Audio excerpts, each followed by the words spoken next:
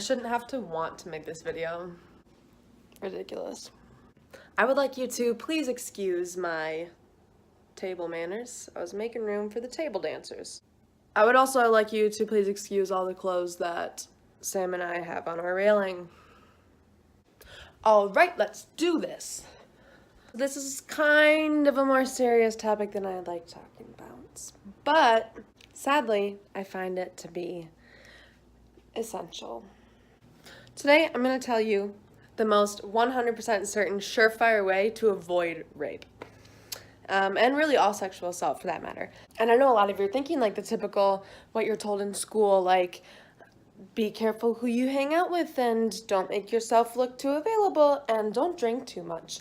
And don't wear that really short skirt because that's a little promiscuous. And we're maybe told like don't walk alone at night, or make sure you keep your drink close to you, or make sure you always use the buddy system. But what we're not often told is the real way to avoid sexual assaults. And here it is. This might blow some of your minds because it's kind of a crazy idea that no one really ever teaches, and I think that we should really give it a second thought. The most surefire way to avoid sexual assault is to not sexually assault people. There you have it, folks. I don't know why this isn't stressed. And by teaching people not to walk alone at night and to keep their drink close to them and to dress a certain way to avoid certain people, don't put yourself in bad situations. By saying those things, that's basically saying you don't have power over what happens to you.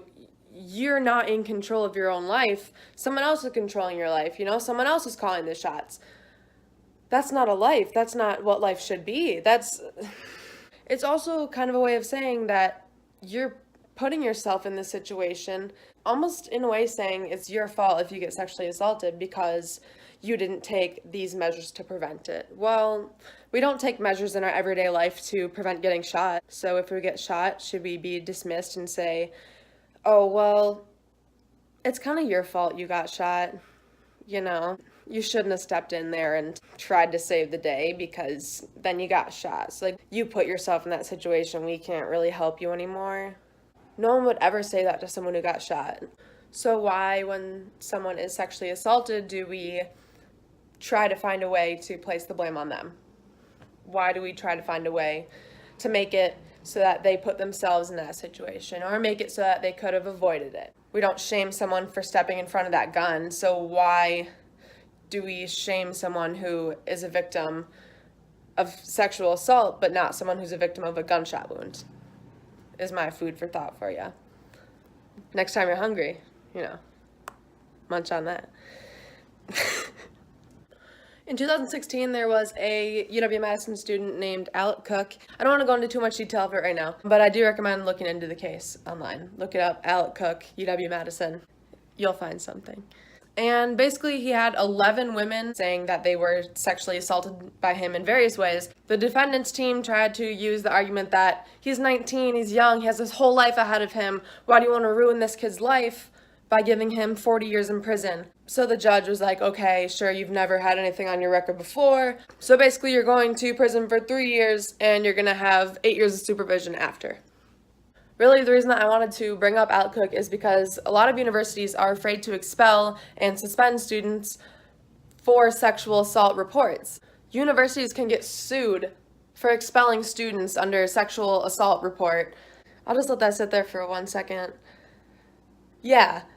So Title IX uses different evidence than like a court does. So under Title IX, you just have to have enough evidence to provide reason to believe that the assault did happen. In a court of law, you have to have evidence beyond reasonable doubt. So basically, universities are afraid to punish students who are reported for sexual assault because of this contradiction between what constitutes evidence, which is really unfortunate because universities are a huge location of sexual assaults, and it's crazy how many students get away with it. I'm going to leave you with this, and maybe you agree with me. I don't think that you should have to be afraid to walk through your own city, or that you should be afraid to go out with your friends. or that you should be afraid of putting yourself in a bad situation. And I think that this really needs to be talked about more. I think we need to make a big shift away from blaming the victim for putting themselves in a situation and more toward how do we get this problem of sexual assault to stop for good.